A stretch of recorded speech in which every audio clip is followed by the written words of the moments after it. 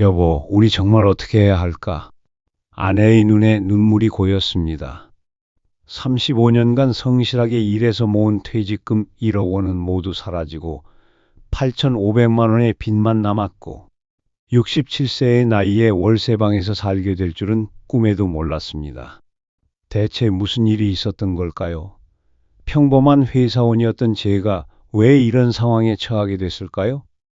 안녕하세요. 저는 김상근이라고 합니다. 올해 67세가 된 평범한 회사원이었습니다. 아니, 이제는 전직 회사원이라고 해야겠네요. 35년간 한 회사에서 성실하게 일하며 정년까지 채운 뒤 퇴직한 지 벌써 2년이 지났거든요. 2019년 겨울 퇴직을 2달 앞두고 있던 저는 매일 아침 지하철을 타고 출근하면서 이런 생각을 했습니다. 이제 정말 끝이구나. 35년간 다닌 이 길을 더 이상 걷지 않게 되는구나. 그때만 해도 퇴직이 두렵기보다는 기대가 더 컸습니다. 드디어 자유로워진다는 생각에 가슴이 설렜거든요. 아내와 저는 20대에 결혼해서 40년 넘게 함께 살아왔습니다. 아내는 동네 대형마트에서 20년째 계산원으로 일하고 있었고, 저는 중견 제조업체에서 총무 업무를 담당했습니다. 평범하고 성실한 중산층 가정이었죠. 아이들도 무사히 키워 독립시켰고, 서울 외곽의 작은 아파트 하나 장만해 살고 있었습니다. 퇴직금으로 1억 원 정도를 받을 예정이었고, 아파트 전세금까지 합치면 2억 원 가까운 목돈이 생기는 상황이었습니다. 그 돈으로 뭘 할까 고민하던 중에 아내가 먼저 입을 열었습니다. 여보, 우리 이제 시골로 가면 어떨까? TV에서 보니까 요즘 귀농하는 사람들이 많다던데. 처음엔 농담인 줄 알았습니다. 하지만 아내는 진지했습니다. 마트에서 하루 종일 서서 일하는 게 나이 들수록 힘들어진다고 했고, 저 역시 회사 생활에 지쳐있던 터라 그 말이 마음에 와 닿았습니다. 전원주택에서 살면서 작은 카페라도 하나 운영해보자. 당신은 커피 내리는 걸 좋아하잖아. 나는 손님 응대하고. 그렇게 우리 부부의 제2의 인생 기획이 시작됐습니다. 주말마다 경기도와 강원도 일대를 돌아다니며 땅을 보러 다녔죠. 부동산 중개업소를 들락날락하며 이런저런 매물들을 구경했습니다. 그러던 어느 날 강원도 한 작은 읍내에서 정말 마음에 드는 땅을 발견했습니다. 야트막한 언덕 위에 자리한 200평 정도의 부지였는데 앞쪽으로는 논밭이 펼쳐져 있고 뒤쪽으로는 산이 병풍처럼 둘러쳐져 있었습니다. 공기도 맑고 조용했죠. 부동산 중개업자는 능숙한 말솜씨로 우리를 설득했습니다. 이 동네가 앞으로 엄청 뜰 거예요. 고속도로 개통 예정이고 관광지 개발 계획도 있어서 땅값이 올라갈 수밖에 없어요. 지금 사두시면 나중에 후회 안 하실 겁니다. 땅값은 8천만 원이었습니다. 거기에 전원주택을 지으려면 2억 원 정도 더 들어간다고 했죠. 카페까지 겸할 수 있도록 1층은 넓게 설계하고 2층은 주거 공간으로 꾸미는 계획이었습니다. 총 3억 원 정도면 근사한 전원주택이 나올 것 같은데요. 요즘 귀농붐이라 이런 매물 금방 나가거든요. 하지만 우리 손에 있는 돈은 2억 원이 채 안 됐습니다. 부족한 돈을 어떻게 마련할까 고민하던 중 중개업자가 해결책을 제시했습니다. 요즘은 농어촌 지역 창업 대출이 잘 나와요. 금리도 낮고 한 1억 정도는 쉽게 받을 수 있을 거예요. 카페 사업자 등록까지 해놓으면 사업자 대출도 가능하고요. 그 말을 듣고 저는 마음이 확 기울었습니다. 어차피 퇴직하면 할 일도 없는데 시골에서 여유롭게 살면서 작은 사업이라도 해보는 게 나쁘지 않다고 생각했거든요. 아내도 같은 마음이었습니다. 여보, 한 번만 도전해보자. 우리 나이의 마지막 기회일 수도 있잖아. 그렇게 우리는 계약서에 도장을 찍었습니다. 2019년 12월 퇴직을 한 달 앞두고 말이죠. 땅 계약금으로 1천만 원을 내고 나머지는 퇴직금과 대출로 충당하기로 했습니다. 집에 돌아와서 아이들에게 전화로 소식을 전했더니 반응이 시원찮았습니다. 아빠, 왜 갑자기 그런 결정을 하세요? 시골에 가서 뭐 하려고요? 너희들 다 독립했으니까 이제 우리 인생을 살아보려고 한다. 하지만 너무 성급한 것 같은데요. 좀 더 신중하게 생각해 보세요. 아이들의 걱정 섞인 목소리가 들렸지만 저는 이미 마음을 굳혔습니다. 35년간 남을 위해 살았으니 이제는 내가 하고 싶은 대로 살아보고 싶었거든요. 퇴직식 날 회사 동료들이 송별회를 열어줬습니다. 그 자리에서 저는 당당하게 말했습니다. 저는 강원도로 내려가서 전원주택에 살면서 카페를 운영할 겁니다. 여러분들도 놀러 오세요. 동료들은 부러워했습니다. 부럽네요. 전원 생활이라니 정말 로망이죠. 그때만 해도 저는 정말 자신감에 차 있었습니다. 1억 원짜리 퇴직금에다가 대출까지 받아서 총 4억 원을 투자해 근사한 전원주택을 짓고 아늑한 카페를 운영하며 여유로운 노후를 보낼 수 있다고 믿었거든요. 2020년 1월 본격적인 공사가 시작됐습니다. 매주 주말마다 현장을 확인하러 내려갔는데 기초공사부터 골조, 마감재까지 하나하나 올라가는 모습을 보니 정말 꿈만 같았습니다. 여보, 우리 집이 진짜 생기는구나. 아내의 얼굴에도 환한 미소가 떠났습니다. 우리는 이미 카페 메뉴를 구상하고 인테리어 소품을 고르며 새로운 시작을 준비하고 있었습니다. 2020년 2월 드디어 우리의 전원주택이 완공됐습니다.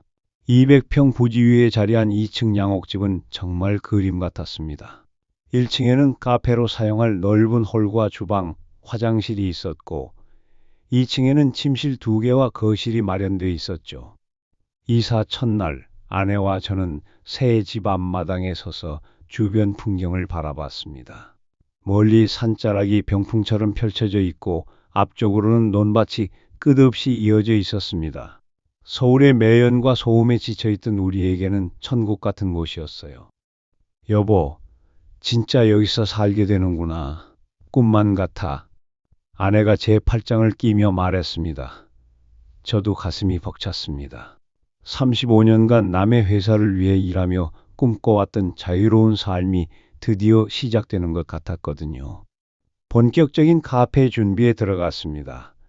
1층 홀에는 테이블 8개를 배치하고 한쪽 벽면에는 커피 머신과 제빵 설비를 설치했습니다. 아내는 카페 메뉴를 연구하느라 여러 전문 서적을 사서 공부했고 저는 사업 자등록부터 각종 인허가까지 차근차근 준비했어요. 인테리어에도 신경을 많이 썼습니다.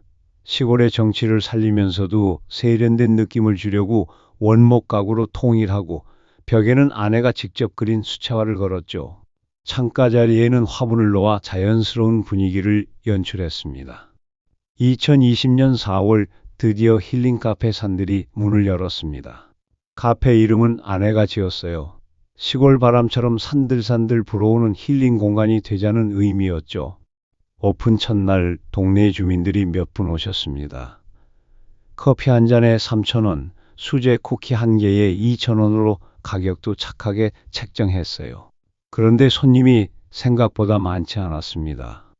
처음이니까 그럴 수 있어. 입소문 나면 손님들이 올 거야.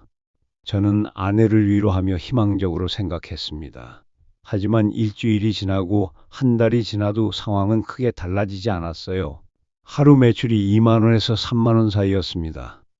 더 큰 문제는 그때부터 시작됐습니다. 코로나19가 본격적으로 확산되기 시작한 거예요. 정부에서 사회적 거리두기를 발표하면서 사람들의 외출이 급격히 줄어들었습니다. 그나마 오던 손님들마저 뚝 끊어진 거죠. 이건 일시적인 거야. 코로나가 끝나면 다시 정상으로 돌아올 거야. 하지만 현실은 그렇지 않았습니다. 한 달, 2달이 지나도 상황은 나아지지 않았어요. 매출은 하루 1만 원도 안 나오는 날이 태반이었습니다. 그런데 지출은 만만치 않았어요. 대출 이자만 매달 150만 원씩 나갔고 전기세, 수도세, 재료비까지 합치면 월 고정비가 200만 원이 넘었습니다. 매출은 한 달에 50만 원도 안 되는데 지출은 200만 원 넘게 나가니 매달 적자가 누적될 수밖에 없었죠. 여보, 이러다가 큰일 나겠어. 뭔가 대책을 세워야 해. 2020년 여름, 저는 읍내에 있는 편의점에서 야간 아르바이트를 시작했습니다. 밤 10시부터 새벽 6시까지 8시간 근무해서 하루 6만 원을 받았어요. 한 달에 25일 정도 나가면 150만 원 정도 벌 수 있었습니다.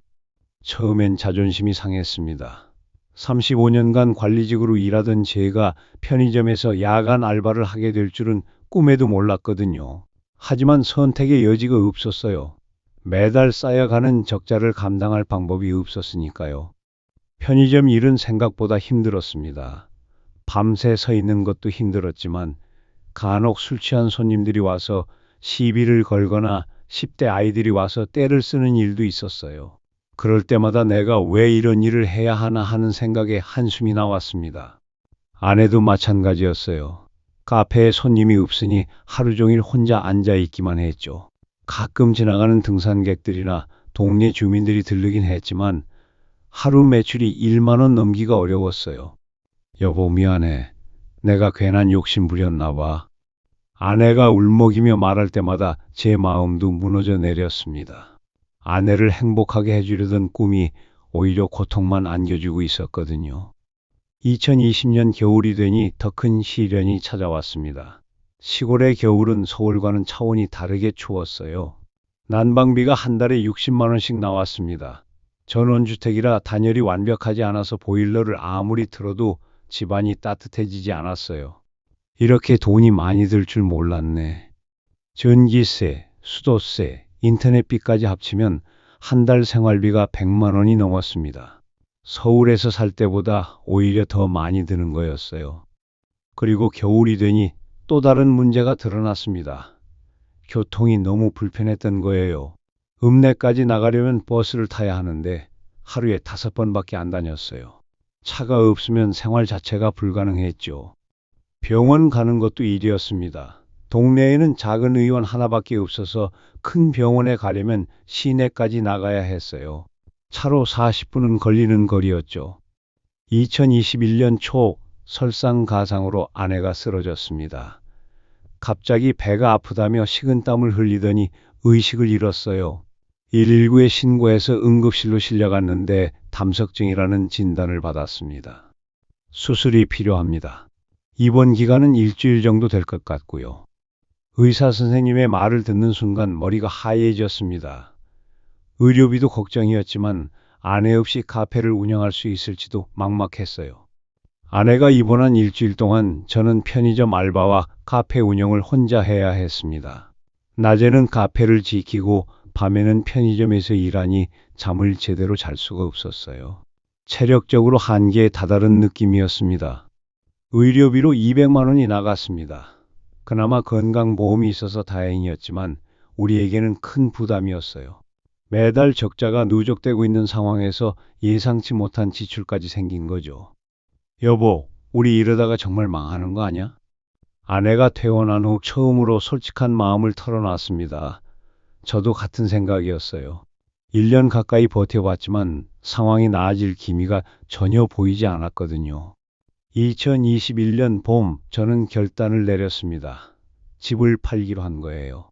더 이상 버티면 빚만 늘어날 것 같았거든요. 하지만 부동산에 매물로 내놨지만 쉽게 팔리지 않았습니다. 코로나로 인해 부동산 시장도 침체됐고 특히 시골 지역은 더욱 어려웠어요. 몇 명이 구경은 왔지만 가격에서 합의를 보지 못했습니다. 3억에 지었는데 2억 5천에도 안 팔린다고 하네요. 시골집은 워낙 수요가 적어서 부동산 중개업자의 말을 들으니 기가 막혔습니다. 1년 전만 해도 땅값이 오를 거다. 투자 가치가 있다고 하던 사람이 이제는 시골집은 수요가 적다고 하니 앞뒤가 안 맞았어요. 여름 내내 집을 팔려고 노력했지만 번번이 무산됐습니다. 한 번은 2억 3천만 원까지 가격을 내렸는데도 계약 직전에 취소되는 일도 있었어요. 그럴 때마다 마음이 조급해졌습니다. 그러던 중 은행에서 연락이 왔습니다. 대출 이자를 연체하고 있다는 내용이었어요. 편의점 알바비로는 생활비도 빠듯한데 매달 150만 원씩 나가는 이자를 감당할 수 없었거든요. 고객님, 더 이상 연체가 지속되면 법적 조치를 취할 수밖에 없습니다. 은행 직원의 말을 듣고 등골이 오싹했습니다. 이제 정말 시간이 없다는 걸 깨달았어요. 결국 2021년 가을 2억 2천만 원의 집을 급매로 내놨습니다. 3억에 지은 집을 8천만 원이나 손해를 보고 파는 거였지만 선택의 여지가 없었어요. 다행히 이번에는 계약이 성사됐습니다. 그 돈으로 대출금 1억 5천만 원을 갚고 나니 손에 남은 돈은 7천만 원이었습니다. 어쨌든 빚은 안 지게 됐으니 다행이야. 하지만 기쁘지 않았습니다. 퇴직금 1억 원의 대출까지 받아서 투자한 4억 원이 7천만 원으로 줄어든 거였거든요. 3억 3천만 원을 날린 셈이었어요.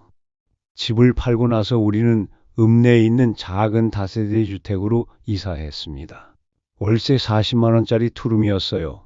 200평 부지의 전원주택에서 12평짜리 다세대 주택으로 이사하니 하늘에서 땅으로 떨어진 기분이었습니다. 카페 기물들은 대부분 처분했어요. 비싼 돈 주고 산 커피 머신과 제빵 설비들을 헐값에 팔아야 했습니다. 아내가 정성스럽게 꾸민 인테리어 소품들도 버릴 수밖에 없었고요. 여보, 우리 꿈이 이렇게 끝나는구나. 이사 첫날 밤 좁은 방에 앉아 아내가 한숨을 쉬며 말했습니다. 저도 답답한 마음을 감출 수 없었어요. 1년 반 동안의 전원 생활이 모두 헛된 꿈이었던 것 같았거든요. 하지만 더 큰 충격이 기다리고 있었습니다. 2021년 겨울 은행에서 또 연락이 온 거예요. 대출 이자를 3개월째 연체하고 있다는 내용이었습니다. 집을 팔아서 대출금은 갚았다고 생각했는데 알고 보니 카페 사업자 대출 5천만 원이 남아 있었던 거예요. 처음 카페를 준비할 때 장비 구입비로 받은 대출이었는데 깜빡하고 있었습니다. 고객님, 이자라도 제때 납부해 주셔야 합니다. 계속 연체하시면 법적 조치를 취할 수밖에 없습니다. 은행 직원의 차가운 목소리를 들으니 절망감이 밀려왔습니다. 편의점 알바로 버는 150만 원으로는 생활비도 빠듯한데 대출 이자까지 낼 여력이 없었거든요. 2022년 초 결국 서울에 있던 아파트 전세금까지 빼서 남은 대출을 정리했습니다. 1억 5천만 원짜리 전세금으로 5천만 원 대출을 갚고 나니 1억 원이 남았어요. 하지만 그 1억 원도 오래 가지 않았습니다. 생활비로 조금씩 써야 했고 아내 병원비, 이사 비용 등으로 돈이 계속 나갔거든요. 2022년 여름이 되자 통장 잔고가 1,500만 원까지 줄어들었습니다. 그런데 그동안 생활비와 사업 지출로 쓴 신용대출이 8,500만 원까지 늘어나 있었어요. 여보, 우리 정말 어떻게 해야 할까? 아내의 눈에 눈물이 고였습니다. 60대 중반의 나이에 빚을 지고 월세방에서 살게 될 줄은 꿈에도 몰랐거든요. 그때 은행에서도 연락이 왔습니다. 이번에는 정말 마지막 통보였어요. 이번이 마지막 기회입니다. 일주일 안에 해결 방안을 제시하지 않으면 법적 절차를 밟겠습니다. 은행 직원의 차가운 목소리가 전화기 너머로 들려왔습니다. 67세의 나이에 일자리를 구하는 것도 쉽지 않은데 8,500만 원이라는 큰 빚까지 떠안게 된 거예요. 더 이상 미룰 수 없어서 아들에게 전화를 걸었습니다.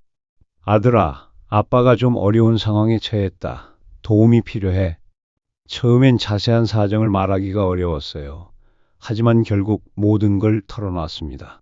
전원 생활의 실패, 카페 사업의 좌절, 그리고 남은 8,500만 원의 빚까지. 아빠, 왜 그때 말하지 않으셨어요? 미리 상의했으면 이렇게까지 되지는 않았을 텐데. 아들의 목소리에서 원망과 걱정이 섞여 나왔습니다. 하지만 아들도 아직 어린 자녀들을 키우고 있는 상황이라 큰 도움을 줄 수는 없었어요. 일단 급한 불부터 끄죠. 제가 알아보고 연락드릴게요. 아들이 주변에 알아본 결과 아파트 경비원 자리 하나가 났다고 했습니다. 서울 강남의 한 재건축 아파트에서 야간 경비원을 구한다는 거였어요. 나이는 좀 있지만 경력이 있으시고 성실해 보이시니까 한번 면접 보시라고 하네요. 67세의 나이에 경비원 면접을 보러 가는 길은 참 씁쓸했습니다. 한때는 회사에서 수십 명의 직원을 관리하던 제가 이제는 아파트 경비실에서 일자리를 구걸하는 신세가 된 거였어요. 면접관은 생각보다 친절했습니다. 경력을 보니 총무 일을 오래 하셨네요. 사람 관리나 업무 처리는 문제 없으실 것 같고요. 다만 야간 근무라 체력적으로 힘들 수 있는데 괜찮으시겠어요? 네, 최근에 편의점에서 야간 아르바이트를 해봐서 괜찮습니다. 그럼 다음 주부터 시작하시죠. 월급은 130만 원이고 4대 보험 다 됩니다. 그렇게 저는 67세의 나이에 아파트 경비원으로 새 출발을 하게 됐습니다. 오후 6시부터 다음날 오전 6시까지 12시간 근무였어요. 주간 경비원과 교대로 일하는 시스템이었죠.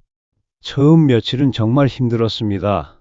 밤새 서 있는 것도 힘들었고, CCTV를 계속 지켜보는 것도 쉽지 않았어요.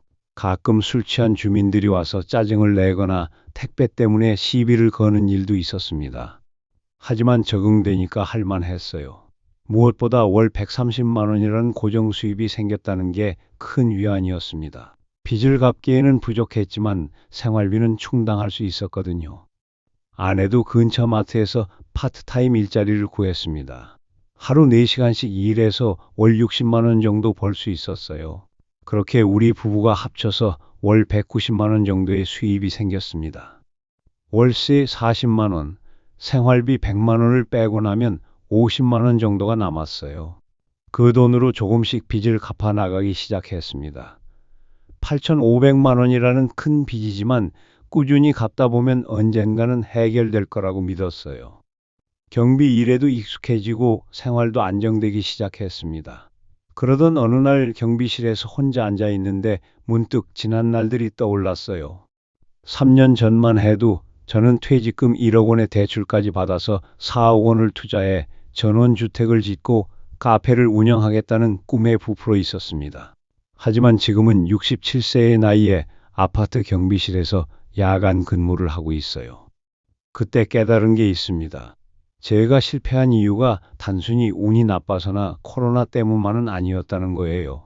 분명한 원인들이 있었고 그걸 미리 알았다면 이런 일은 피할 수 있었을 거라는 생각이 들었습니다. 첫째, 경험 없는 분야에 큰 돈을 투자한 게 가장 큰 실수였습니다. 저는 카페 운영은커녕 커피 한 잔 제대로 내려본 적도 없었어요. 그런데 요즘 카페가 잘 된다더라는 말만 듣고 무작정 뛰어든 거였죠. 아무리 좋은 입지라도 경험과 노하우 없이는 성공하기 어렵다는 걸 너무 늦게 깨달았어요.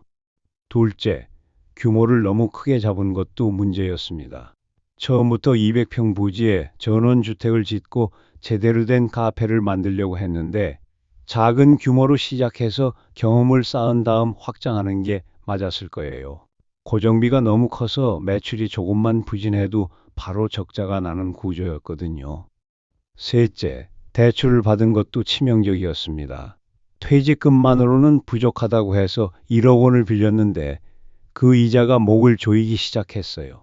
매달 150만 원씩 나가는 이자를 감당하려면 최소한 월 300만 원 이상의 매출이 나와야 했는데 현실은 그렇지 못했죠.